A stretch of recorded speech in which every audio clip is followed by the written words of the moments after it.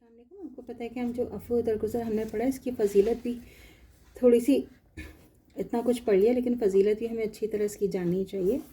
تو اس کو کیا ہے اس کی فضیلت؟ جیسے انسانوں کے باہمی معاملات کو درست رکھنے کے لیے دیانت امانت کی ضرورت ہوتی ہے، اسی طرح انسان کے باہمی تعلقات کو قائم اور خوشگوار رکھنے کے لیے عفو درگزر لازمی ہے. عفو درگزر کے دینوی دنیاوی آخروی دونوں فوائد بے انتہا ہیں. اگر کوئی شخص کسی دوسرے شخص سے زیادتی کرے تو واجبی بدلہ لے لینے کی اجازت ہے، تاہم معاف کر دینے کی بہت زیادہ فضیلت ہے. ویسے بھی یہ حقیقت ہے کہ بدلہ لینے سے عموماً دشمنی بڑھتی ہے، مگر معاف کر دینے سے دشمنی ختم ہو جاتی ہے، لیکن بس اوقات دوستی میں تبدیل ہو جاتی ہے. یہی وجہ ہے کہ قرآن و حدیث میں عفو درگزر کے لیے بہت بڑے اجر و ثواب کا وعدہ فرمایا گیا ہے.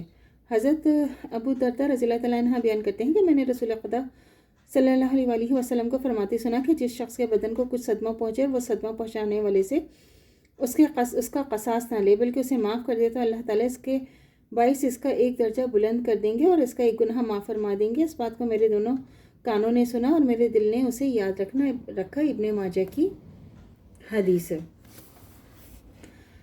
حضرت سعید بن مسیب بیان کرتے ہیں کہ رسول خدا صلی اللہ علیہ وسلم بیٹھے ہوئے تھے اور آپ صلی اللہ علیہ وسلم کے ساتھ صحابہ رضی اللہ تعالیٰ عنہ بھی تھی. ایک شخص نے حضرت ابوبکر رضی اللہ تعالیٰ عنہ کو برا بھلا کہا اور انہیں زبان سے اذیت دی اور حضرت ابوبکر رضی اللہ تعالیٰ عنہ خاموش رہے. اس نے پھر دوسری دفعہ انہیں اذیت دی. حضرت ابوبکر رضی اللہ تعالیٰ عنہ پھر خاموش رہے. اس نے پھر تیسری دفعہ اذیت دی تو حضرت ابوبکر رضی اللہ تعالیٰ عنہ نے بھی اس سے بدلہ لے لیا، یعنی انہوں نے بھی سخت سست کہا. اور جب حضرت ابوبکر رضی اللہ تعالیٰ عنہ نے بدلہ لے لیا تو رسول خدا صلی اللہ علیہ وآلہ وسلم اٹھ کھڑے ہوئے اور حضرت ابوبکر رضی اللہ تعالیٰ عنہ سے عرض کیا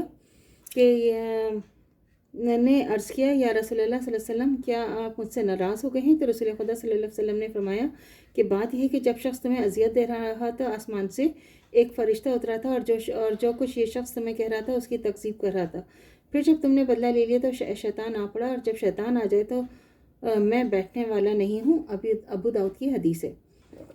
اب اس کی کیا تشریح ہے، تھوڑا سا اس کی جو ہے وہ ڈیٹیلز میں ہے کہ جب تک انسان کسی کی زیادتی کا بدلہ نہیں لیتا اسے غیبی امداد حاصل رہتی ہے، مگر جب بدلہ لینا شروع کر دیا جاتا ہے تو شیطان کو ریشہ دوانیاں کرنے کا موقع مل جاتا ہے. پھر وہ باہمی انسانی تعلقات کو مزید بگاڑنے، دشمنی کو زہر کو دور کرنے تک پھیلانے کی کوشش کر دیتا ہے. اس حقیقت کو حضور صلی اللہ علیہ وسلم نے اپنے مخصوص نفیس انداز میں ایسے مؤثر طریقے سے بیان فرمایا ہے کہ سود والے کو دل پر گہرا اثر پڑتا ہے. ایک دیندار گھرانے کی بچی کو شادی کے بعد کسی دور دراز علاقے میں جا کر رہنا پڑا. بدقسمتی سے شوہر ایسا ملا جو سخت بدسلوکی کرنے والا تھا. عزیز اقارب سے دور بچی شدید قسم کے آزمائشوں سے دوچار ہو گئی. بچی کی خوش قسمتی کہ اس نے یہ حدیث پڑھی ہوئی تھی کہ ان آزمائشوں کی گھڑیوں میں اس نے اسے مضبوطی سے پکڑ لیا. وطن واپس آنے پر اس نے بتایا کہ جب وہ شخص زبان درازی کرتا اور نازیبا جملے منہ سے نکالتا تو میں دل میں کہتی کہ اس باتوں کا جواب تو میرے پاس ہے مگر میں بولوں گی نہیں، اور میری طرف سے اللہ کا فرشتہ ہی اسے جواب دے. بچی کے سر پر تحمل کر اللہ تعالیٰ نے یہ اجر عطا فرمایا کہ اسباب ہی ایسا پیدا ہو گئے کہ چند مہینوں کے بعد ہی وہ اس جہنم سے نجات حاصل کر کے واپس وطن پہنچ گئی.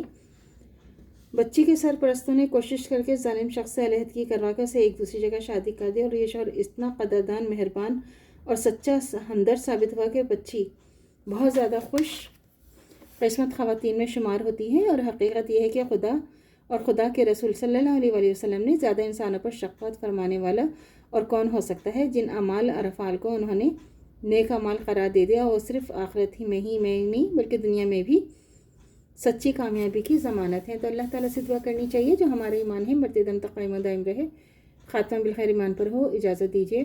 اللہ حافظ. میرے چینل کو لائک کیجیے، شیئر کیجیے، سبسکرائب کیجیے. شکریہ.